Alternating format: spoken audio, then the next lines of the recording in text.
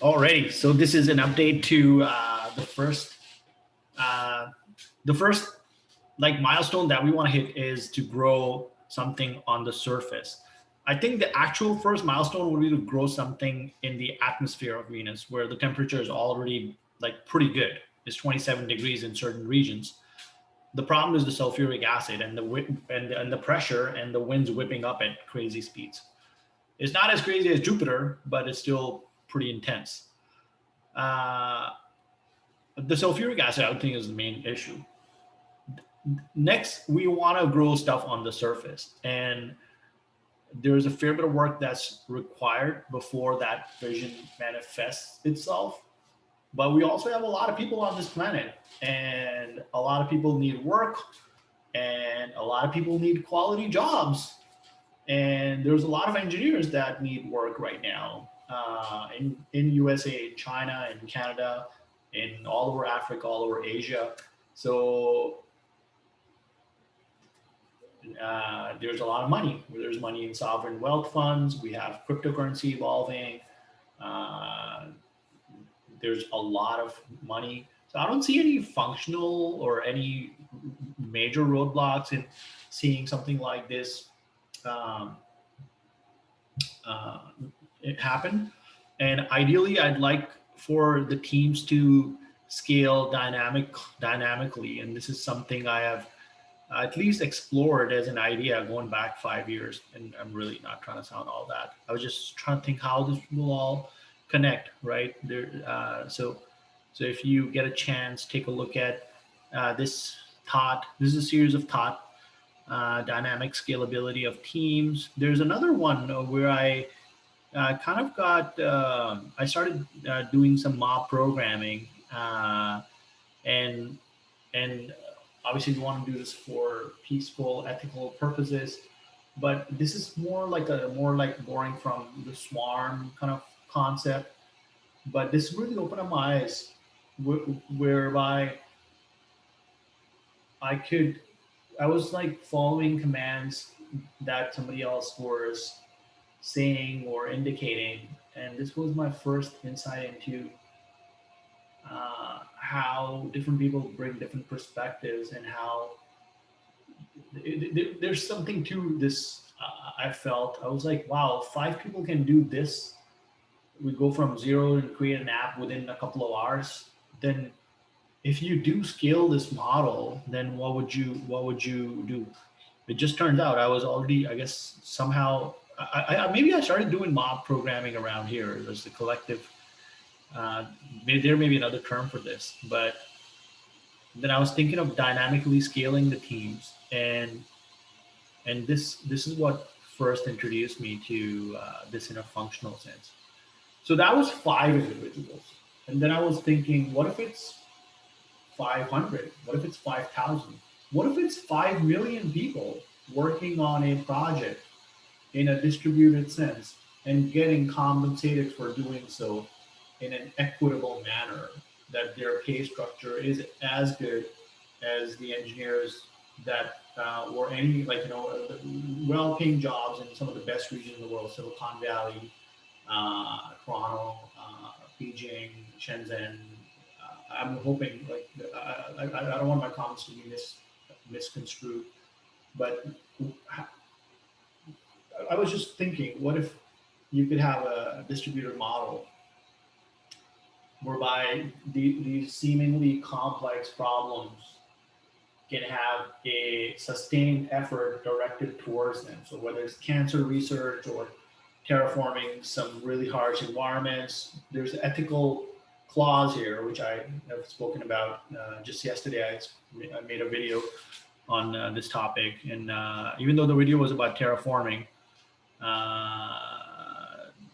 these two, this one's more like a slow paced video, and this is the kind of condensed it, and this is the 1 hour summation, I guess. There's different content, each one of them slightly different. But I was thinking of the ethic. This one is more in the domains of panspermia, but it applies. The ethical framework applies to any development. Anyway, so the scalability in this realm, I was talking about scaling teams, right? Anyways, today I'm looking at the new design from Rusev, and we have shared the vision of the future, which is the topic I just started with. Seems like a little bit like, but this is how we like at least we're generally thinking in terms of scalability and particular milestones and how these seemingly complex problems could be solved.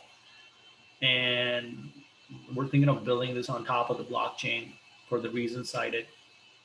But this is where that we want to get to. We want to have a, a capacity to be able to modify the temperature and topology and climate enough on Venus so that the first set of dome structures appear, which eventually will evolve to something like this.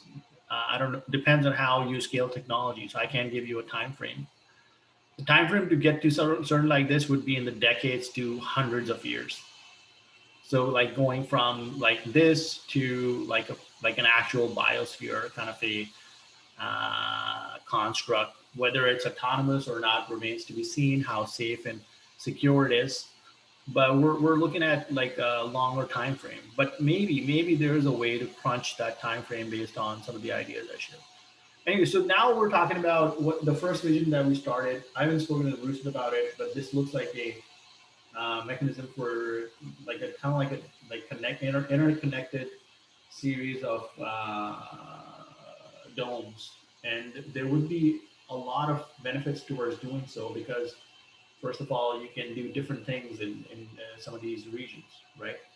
Uh, and this is just to illustrate the example, but you could have enormous distances amongst these regions so that the air could pass and the molecules would flow freely. But if something were to happen in this region, maybe this is split amongst like, there's like 10 kilometer of a distance here or something like that. Uh, Next, you could grow different things in these different environments. Like I said, you could have different kind of creatures living in these different environments, and you could have these interconnected gullies, for lack of a better word, under the ground, right? There's a whole bunch of ways to do this.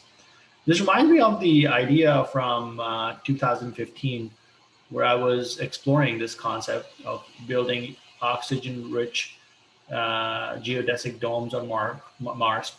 So I don't remember. I haven't reviewed this video in a while, but that was the idea in a nutshell.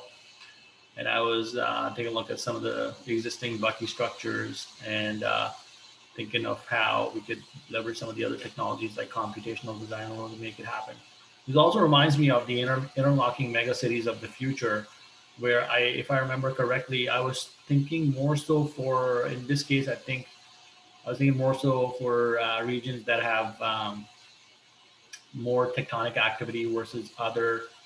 And maybe I was thinking Venus at this time, maybe not. But I don't know about the tectonic activity on Venus at this point. I should know this. But I borrowed the concept from the pine redwood trees.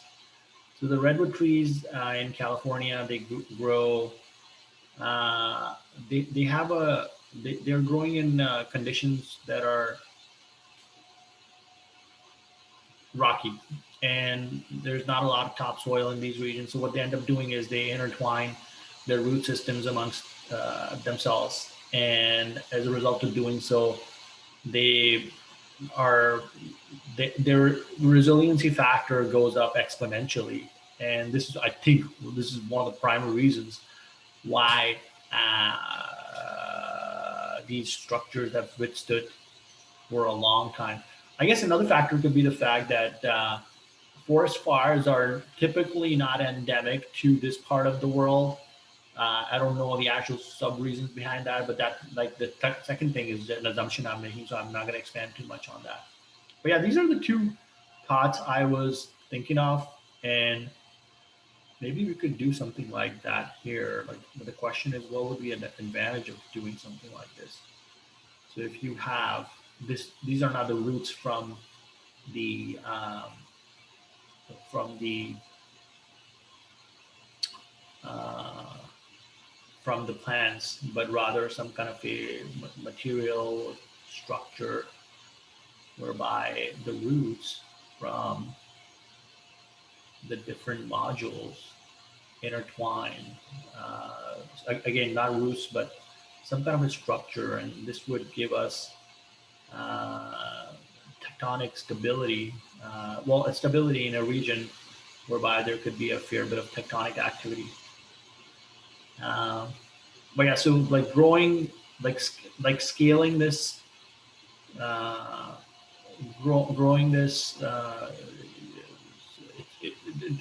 This has a bigger, like a better probability of um, evolving into a self-contained unit, right? And if maybe something happens here, like there's a crack or a meteor strikes here or something like that, you could just disconnect that pod and seal off that chamber, right? Or maybe there's an outbreak. Maybe something happened, like some things, I don't know, like some bacteria has gone crazy or something like that, and our uh, efforts of containing it are not working. We're just talking about plants, maybe some animals here, but definitely bacteria. Lots of different kind of bacteria. But the bad, like the some bacteria is gone, like overrunning everything, and so we could seal off a chamber and do something like that.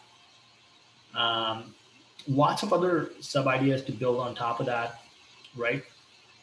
What we want to do is we want to like build millions of these installations, millions. So what we want is we want a some kind of a robot, and uh, we want it to be, maybe it's going to be bipedal, right? Maybe it's 100% autonomous. Maybe you can control it through virtual reality, considering the light distances. And there are some candidates here that could do a pretty good job. This one kind of looks a little ominous, probably like in a classic sci-fi movie or something. But let's take the just focus on the positive.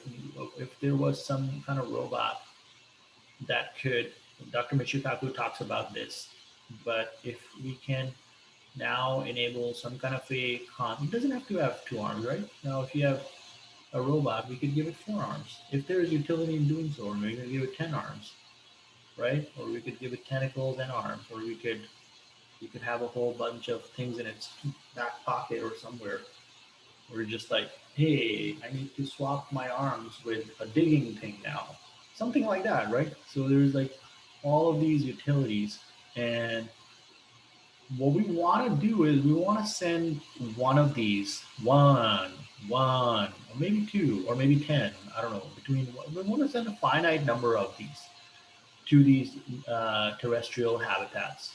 Sorry, non-terrestrial habitats, right? And this can just walk like a spider or something. It looks a little ominous, but like whatever is going to get it maximum mobility, right? I don't think that's wheels. Look around nature. What is walking around? What's walking around the kind of topology or geography you are aiming at? Mars looks a lot like Australia to me. So I would send kangaroo kind of robots there, right? Or I don't know, something to that effect. Um, so, but anyways, we come back to the idea. What we want to do is send one. Dr. Michikazu talks about it, right? And what we want to do is we want to send one, and then we want to give it a coil of copper. We want to give it a coil of copper. Okay, it's not a black hole now; it's a coil of copper. I don't know if that's copper looks more like this color. This is the one I chose. Okay, and we want to send copper unless we can find local resources for copper, right? And then we want to send one of these, and then what we want to do is uh, our set of ideas. I'm going to share them. We have constructs in the orbit. Okay, I'll share that in a second. I gotta stop sharing because I don't want to share everything.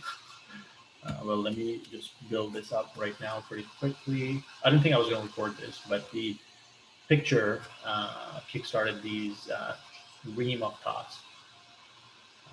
By the way, I sit outside and look at flowers every day for half an hour on average. Sometimes, and flower, I feed the birds. I look at insects. Uh, And my suggestion, if somebody's watching this, you want a tip, I've done this ever since I was a kid. So if your child has natural curiosity, I'm very fortunate my parents allowed me to do this. I would I still do spend hours watching nature in general. And I cannot stress how useful, not to sound all that, is for me in so many ways. And it kickstarts so many of these thoughts. And there's so many biomimetic things I learned. I learned about like just sparrows. When I watch sparrows, see them do these remarkable maneuvers and the way they eat, and then constantly look on the lookout for something. And you learn so much. One time there was a hawk flying overhead, and the sparrows communicated with each other so quickly. I was shocked that within microseconds they had made this decision and they were gone. They were gone just at the sight of that thing, and they all communicated. Anyways, this is just a sample. You learn so much by observing nature. So if somebody's watching this, and there's a tip I can share, that's one. So I was going to share RPR. Let me just bring that up.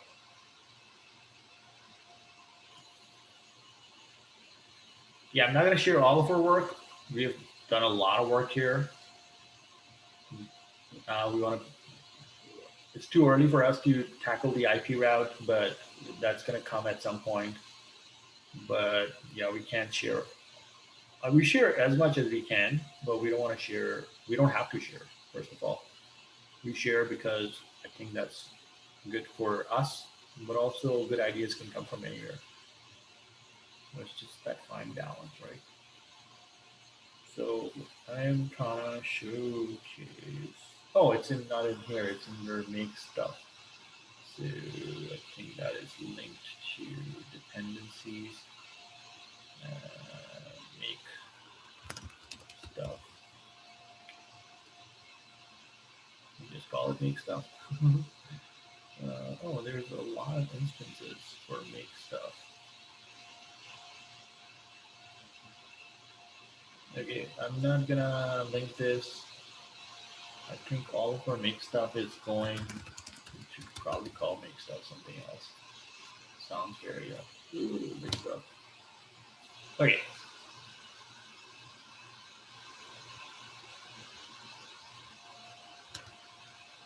Okay, let me share. And share some of the previous ideas. So what our thinking is that there's going to be autonomous factories in the orbit, and they're gonna send stuff to the surface, and there will be other constructs on the surface that will, through a variety of means, send stuff into orbit. And we're now looking at rockets. So we may use rockets, but we don't want to develop rockets because a lot of people are already doing that. But that's our general thinking. Our general thinking is that there's going to be factories in orbit, and that is primarily what we are focused on. That's one of the core things we want to develop. Oh no, I lost my. Oh, the thing I drew again. Okay, I'll just draw it again. Okay. So what we're thinking is that we're gonna send one. I'm gonna try and draw this. And I was hoping to connect my iPad and use it as a display, but that's not working. So I'm just end up kind of buying a tablet, right? So I don't know how this thing is gonna walk, but like as my previous comments standing.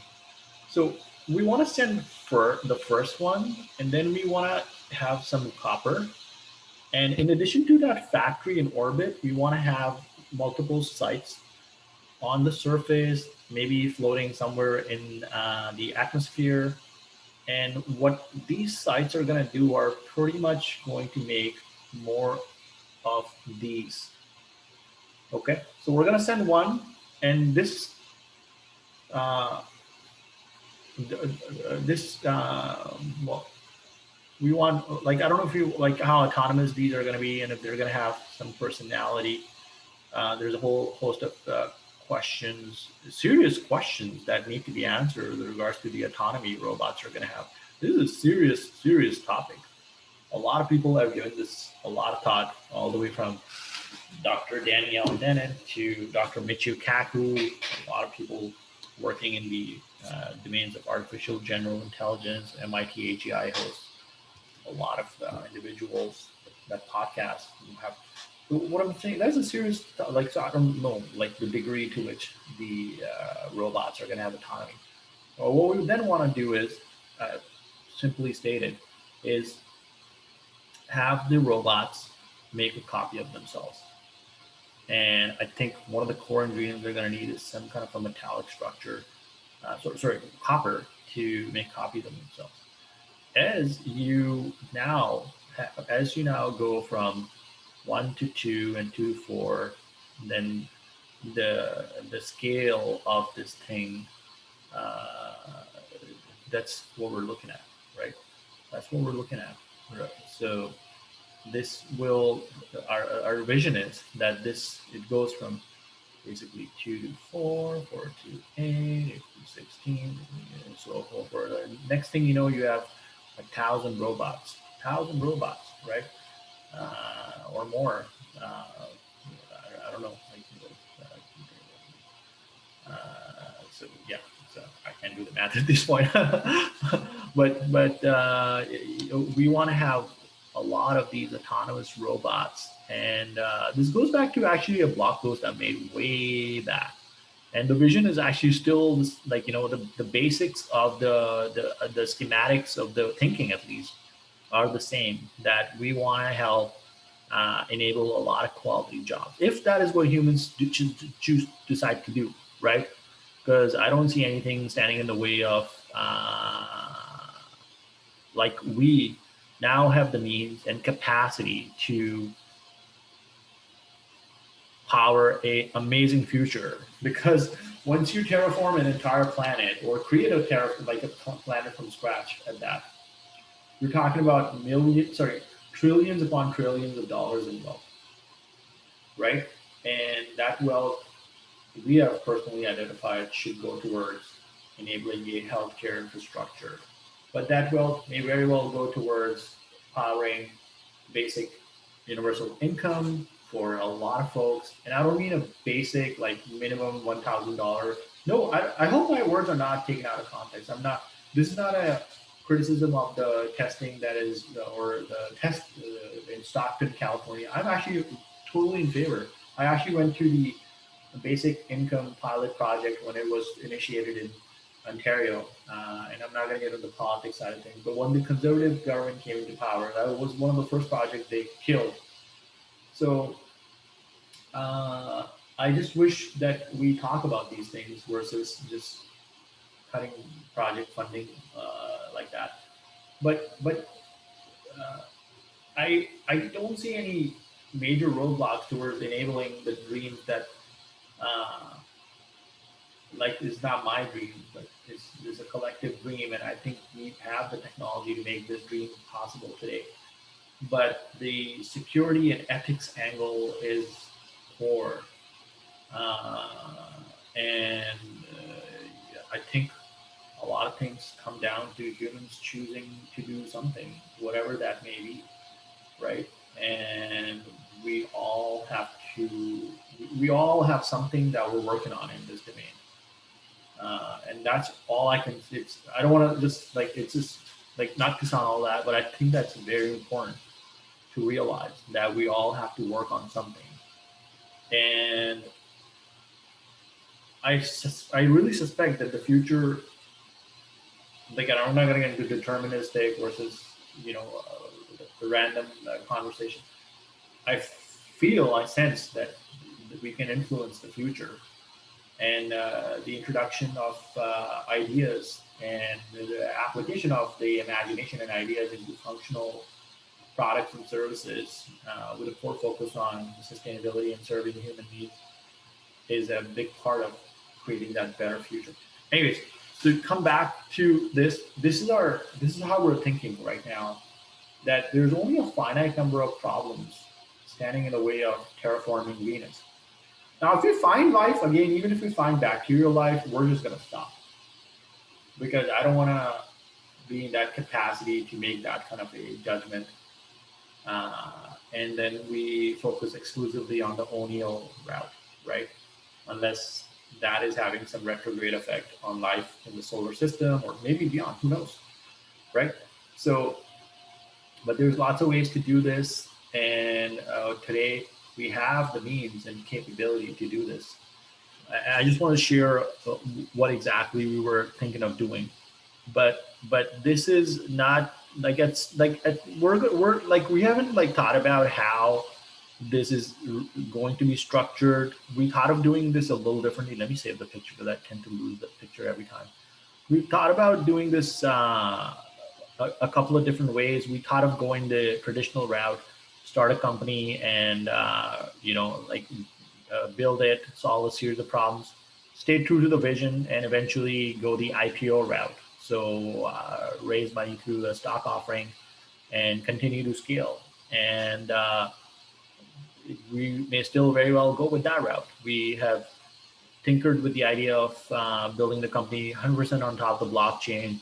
So we're already kind of in, I guess, alignment, or if the way we regulate our work and our, I guess, our the effort that goes into enabling that is consistent with that vision. So we share, like I said, most of the work we do.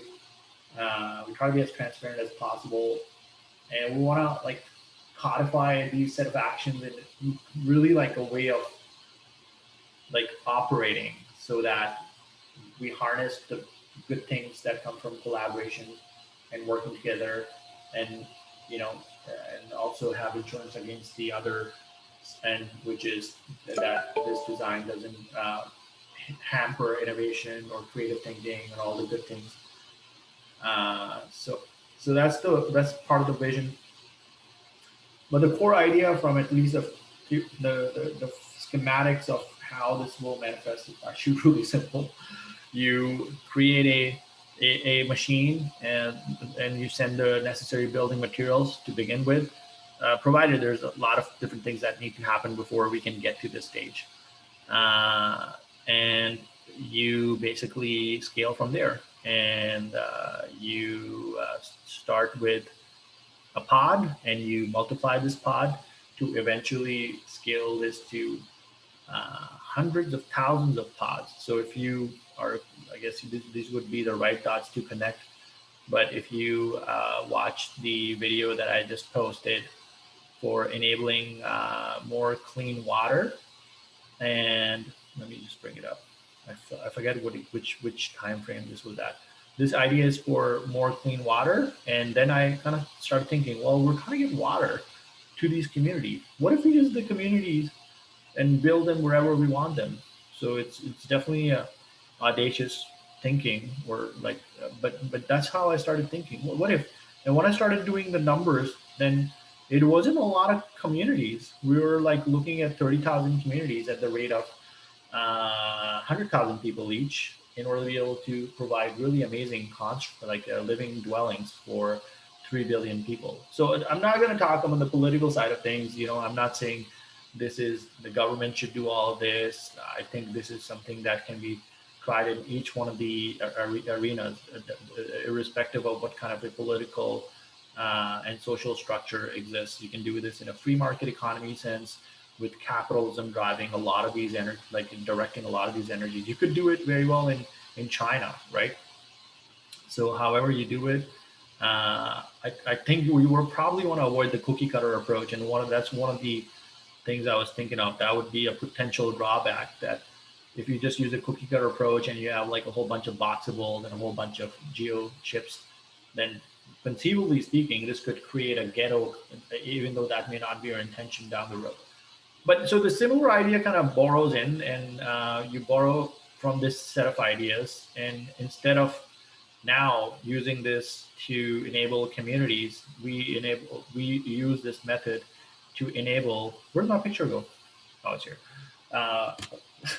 We use these constructs to enable pods, or like these structures, and our structures that are going to scale from one pod to, like I said, they will just keep scaling, and they would keep scaling.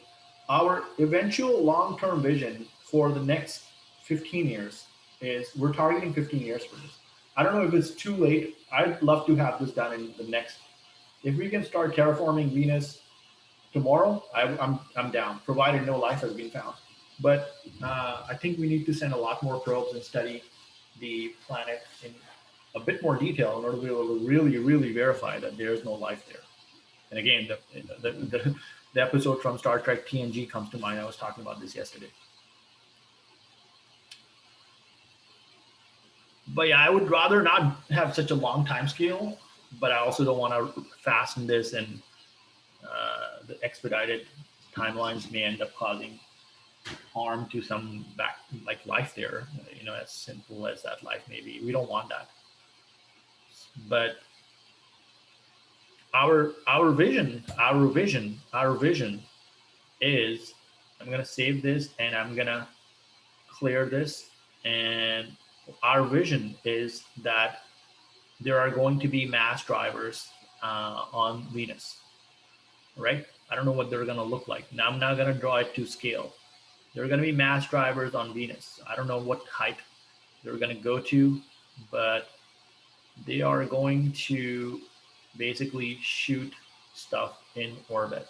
Okay, there's going to be crates, and we're going to be shooting stuff in orbit. And I don't know what this is really going to look like, but now, so this is going to be component one. That's going to be one. Maybe like we'll see. Like maybe some other technology comes online. It's not going to come online by itself. Somebody would have to push it. We would have to do a divide and conquer approach. But you basically have so I shared ideas about manufacturing units and local manufacturing units in the orbit and then on the ground. Um, this is another way of looking at it. If you can get a mass driver going on Venus, then that's how. Maybe I shouldn't talk about the produce aspect. I'm not going to talk about the delivery right now because I haven't taught. I need to think about this a bit more. I will share this is what we're targeting. Okay, so this is what we're targeting. The population of Earth is projected to be 10 billion people. Now this is Earth. This is not Venus. Okay, let me try to draw this to. Okay, this is now 10 billion. 10 billion. Okay, 10 billions. Change the color. Okay, so projected population is 10 billion. And what I personally want to see is that almost 80%, 80 to 90%, if not all.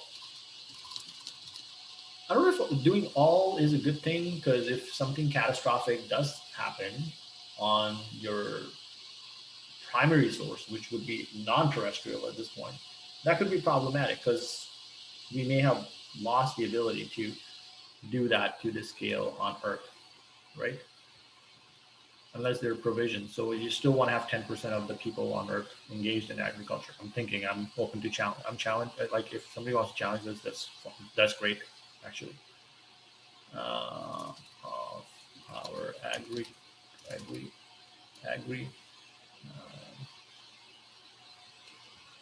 That's a wide domain. Agriculture is a very wide domain. We're talking about crops and animals and it's a wide domain, like growing mushrooms, all these other things humans consume, fish, right? But I'm eyeing the time. I'm eyeing the time.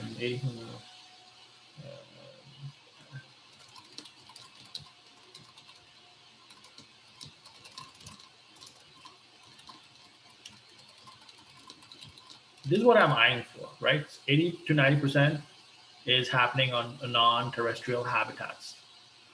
And then what we want to do is, this is how the vision will manifest itself.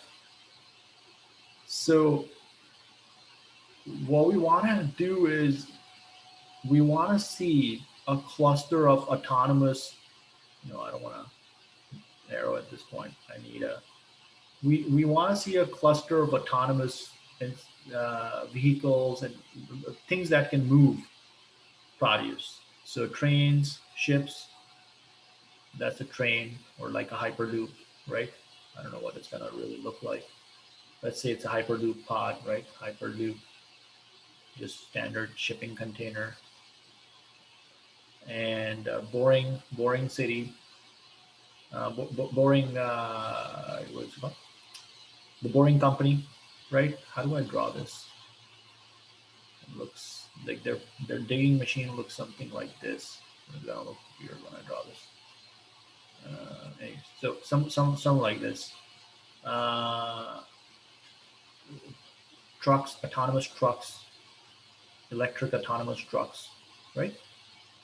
So trucks or automobiles. So shipping, hyperloop, boring construct, autonomous trucks. What we want to do is how would this materialize? This is how it would materialize. This is what we mean. Imagine now this is a house, right? This is a multi-story house, maybe built by Boxable, right? And this has 5 bedrooms. It costs $10,000 in the future, right? It's a wonderful house, made completely sustainable materials, fireproof, hurricane proof, everything proof. Last long, at least 25-year, 30-year warranty on this, right? So what we want to see is a future where you have a cluster of companies. I don't know if this is going to be one company, because we don't want to see one company controlling all of the agricultural yields on Venus. Appreciating the fact that all of the activities are going to probably happen remotely. But as this produce comes from Venus to Earth, right? Then a cluster of machinery is going to get engaged. And then eventually what's going to happen is the last mile delivery. That's a problem that's getting solved right now. I predict that the last mile delivery is also going to be a problem that's going to be solved. It's basically going to be some kind of a robot hopping out of, not hopping, but getting out of the autonomous delivery truck, and it's going to place the item where it belongs, right? So I'm predicting there's going to be radical transparencies. Things like theft are going to be unheard of in the future. Somebody would be foolish to steal parcels and packets and whatnot.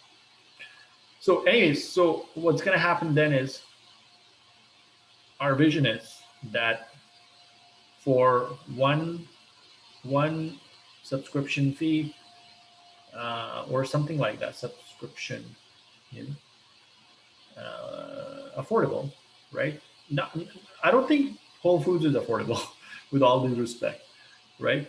They have good food there, but it's not affordable. So we basically want to create the Whole Foods for the whole planet, right? Whole Foods for the planet. That's what we want to do. And our idea is to go to Venus and grow stuff in Venus in hollowed out asteroids and in O'Neill structures to make this vision happen. Now we don't want food to rain from the sky, but it's kind of like cloudy with a chance of meatballs, right? So we want to have this truck's gonna stop here, and basically you're gonna have a wonderful package delivered to you, right? And this is going to be where should I draw this? Let me draw it here. This is going to be pesticide free, wholesome, and nutritious. I don't think this is going to be GMO free, but if somebody wants that, we will do GMO free. If someone wants that, that's going to be a little higher, because I personally don't see any evidence that GMO crops cause diseases. There have been GMO crops in the United States for many decades now, and no clinical side effects have been observed. They're banned in European Union. I don't know. I haven't talked to the Europeans about this. I'm not sure what I'm talking about. So I want to be educated on this, right? But the way I see it, I personally have not seen any evidence that GMO crops do damage to the body, to the brain, to the mind. I don't think it creates autism. I don't see. In fact, we modified rice because the modified rice has a particular uptake of nutrients that the regular rice doesn't. And this was done to tackle malnutrition in a large part of the world. With the modified rice, a lot of folks can now get the nutrients that they need, at least the basic nutrients, versus if they were just going to eat the regular rice, they would be malnourished. So there are things like this we are willing to make exceptions to. Actually, and nobody has. I would doubt if anyone has any criticism to the example that I just shared. So these are the things that make me say that I haven't personally seen a GMO-free, like real evidence. Like I was talking to somebody, but they didn't share evidence with me. So I'm still willing to be educated on this. But we want to scale this model eventually to beyond plants and uh, um, fruit trees and nuts and fungi like edible mushrooms, and, all kinds of mushrooms, from lion mane to the ones you find in the grocery store. And what we want to then move to is, because we have a lot of energy we have an entire planet now, right? And so we want to move to, I don't know, where should I draw this? So we want to then move to other facilities. Let me just draw it out first, right? And I don't know if it's going to be close to the pods, but in this facility, well, how do you do this?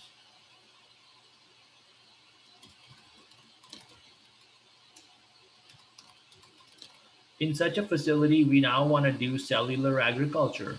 We want to do cellular agriculture. We want to do cellular agriculture. There's enormous activity happening this on the East Coast here, all over. There are different pockets in Canada. We're heavily invested in this area, actually. Government has a program. The previous ministers of for science and tech helped introduce some of the bills. There's a cluster. It's called the super clusters in Canada, and one of the super clusters, one of the many super cluster regions is focused on this. I forget where it is. It's in Winnipeg, or it could be in Ontario. I could forget. But this is not just happening in Canada. It's happening in USA. It may be happening in other parts of the world, China, because we can't keep getting our protein from animal farms. It's creating. Let me think about what I'm about to say. I don't know if this is true, what I'm about to say, because I really don't know where these disease pandemic causing viruses come from. I have no idea, right? Because I don't know where the evidence is. Whether they come from wet markets that are not regulated, whether they come from just life doing what it does, from maybe some sewer somewhere where the bacteria are kind of evolving, whether they come from space, whether I have no idea, right? But I feel, and I could be wrong, but I feel how we're getting our meat right now is not sustainable. So I just kind of worry that we keep seeing these patterns, mad cow, different strains of H1N1, MERS, SARS, CoV, and now COVID. So what I'm saying is, I'm just saying, like, it doesn't seem sustainable. We're getting these shocks, and I think I could be wrong about this, right? But anyway, so what I want to see personally is a module for cellular agriculture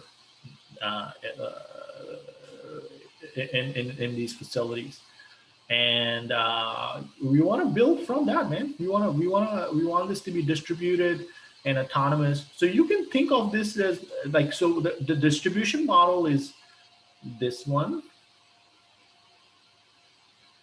Whole Foods for the world, And in terms of the platform, what we want to do is we want to make the AWS for agriculture. Okay. I guess that would, like, we don't want to take on the whole thing. We just want to be in a capacity to be able to change the climate, uh, the conditions on the planet enough. And once that's done, then we basically have a mechanism through which everyone can come and play, not just the big pharma. I started talking in Urdu.